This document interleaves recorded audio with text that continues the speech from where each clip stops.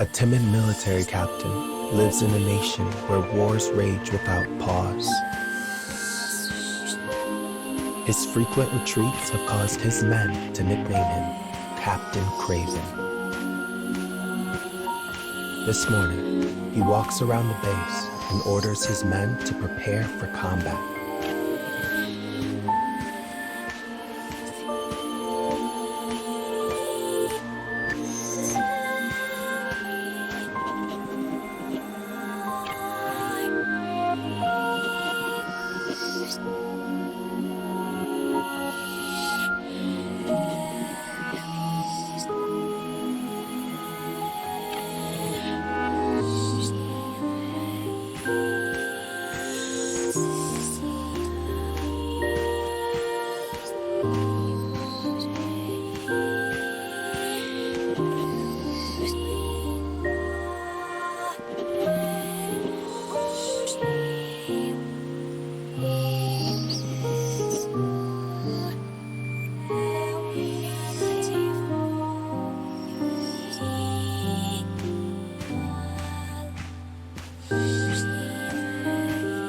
Daily, the captain finds himself mediating quarrels among his hot-blooded men.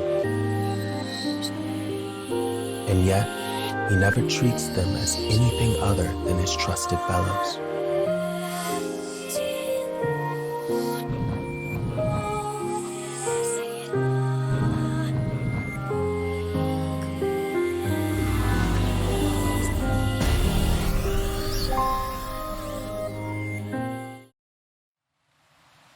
After finishing his rounds, the captain restores a temporary discipline.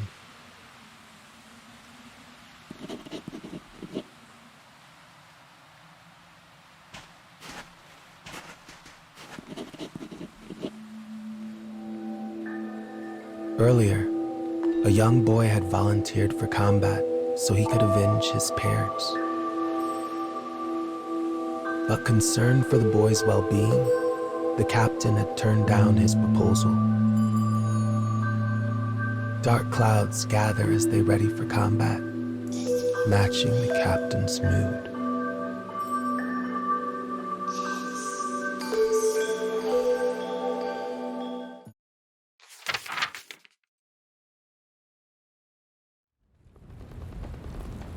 With several units in tow, the captain and his army march for the enemy camp.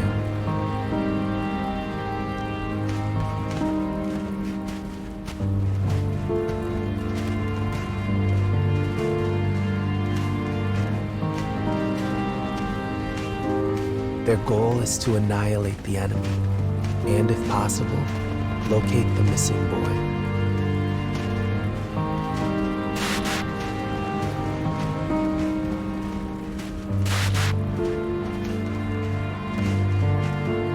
As always, his orders are cautious. The safety of his men is overriding concern.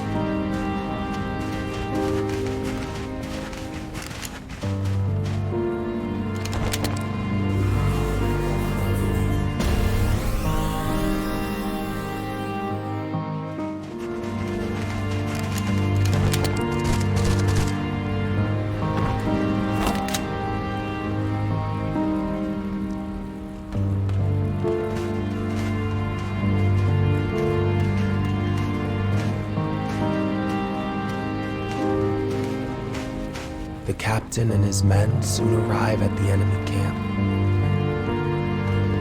As planned, another team initiates a feint attack to draw attention. Cautiously, the captain moves into the enemy camp.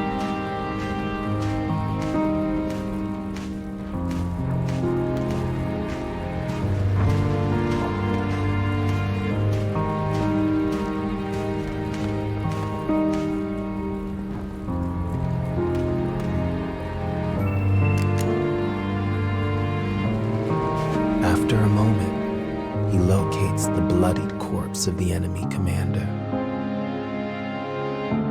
A familiar blade protrudes from a hole in his chest. He knows this sword. The missing boy had pointed it at him the night before. But the boy is nowhere to be found, and the captain knows he is in grave danger. He stares at the scene before him and whispers, "Have I failed again?"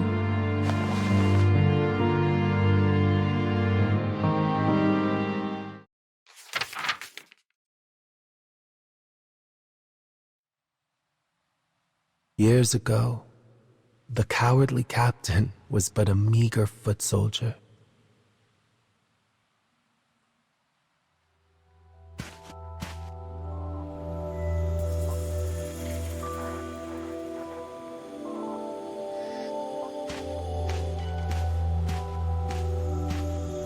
He possessed the arrogance of youth and often butted heads with his commanders.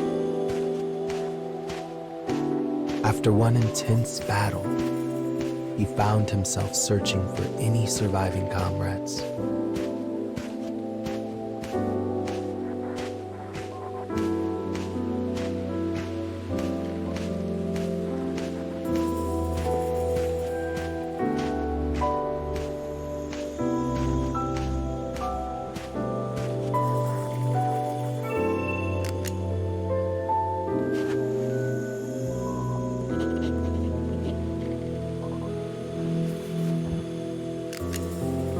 The first corpse he found was a senior officer who used to bark orders at him.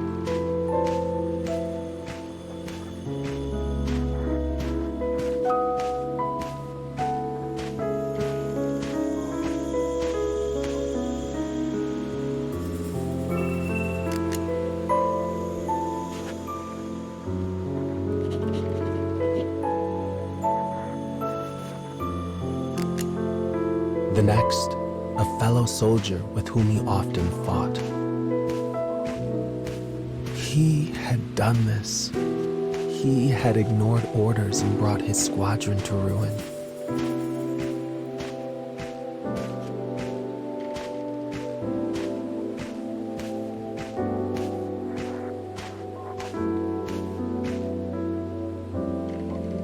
As he cursed himself, he found a survivor, an officer whom he had often mocked.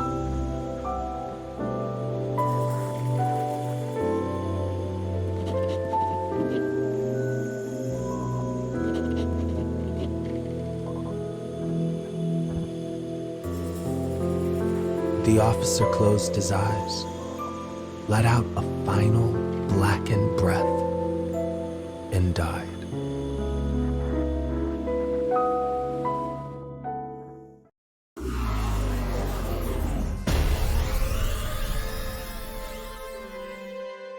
"I'm glad you survived." Those words would haunt the young soldier for the rest of his days. 8 years later, though fearful at the thought of losing his men, he continued on as a soldier. He now attempts to atone for his mistakes by ensuring no one else has to die.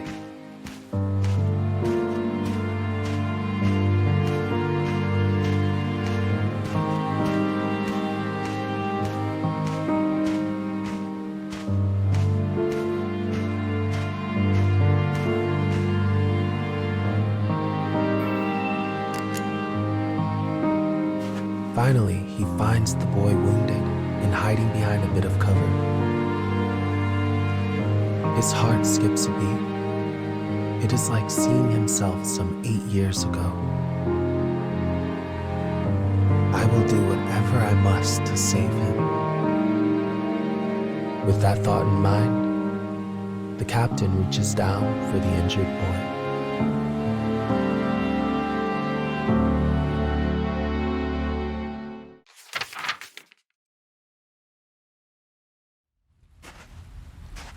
The captain hauls the boy onto his back and starts making his return to the base.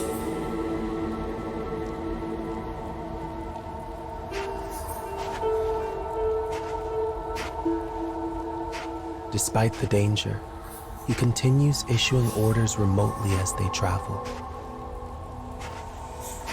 He will not rest until every last one of his men is seen safely out of harm's way.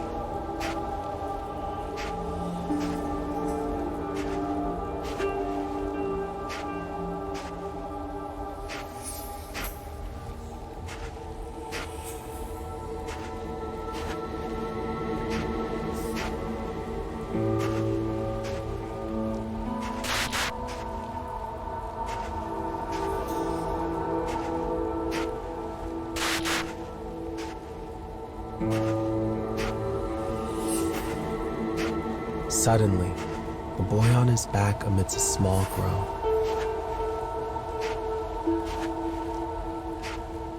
In a thin voice, he admits his error and apologizes for his selfish actions.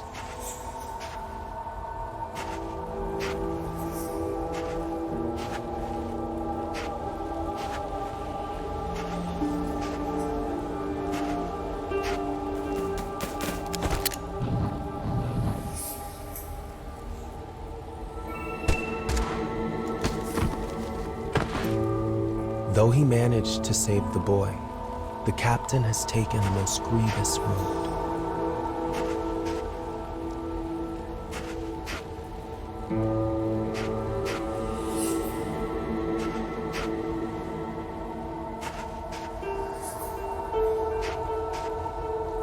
If another enemy were to find them now, he likely will not be able to fend them off.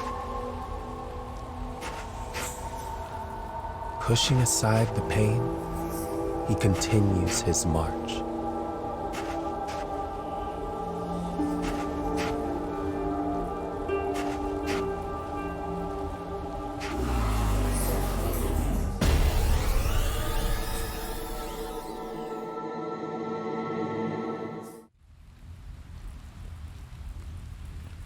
The captain is reaching his physical limit.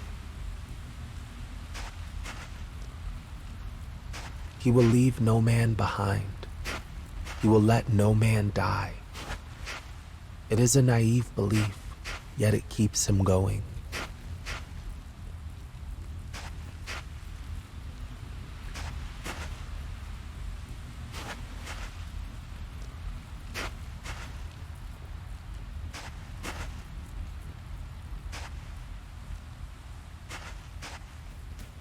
Soon, another enemy force appears to bar their way. The captain stares them down, placing his own body between them and his young charge.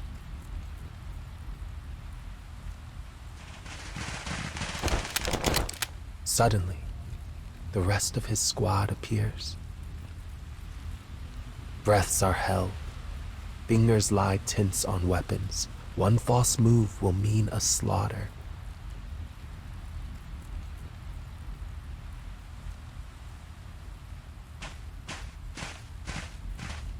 Finally, after a long moment, the enemy retreats.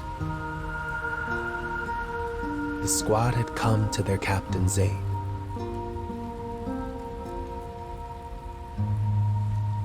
Miraculously, they have all survived the mission.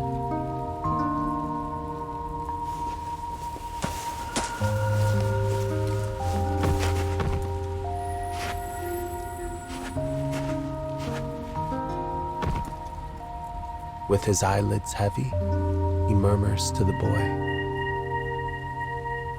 "I'm glad you survived." His men, the family he built at the cost of his pride, have saved him. They pick the boy up and begin to tease him, saying he's lucky to be alive. The boy responds with a dry smile, the first time any of them remember him doing so. The sound of their laughter rings out happily across the desolate battlefield.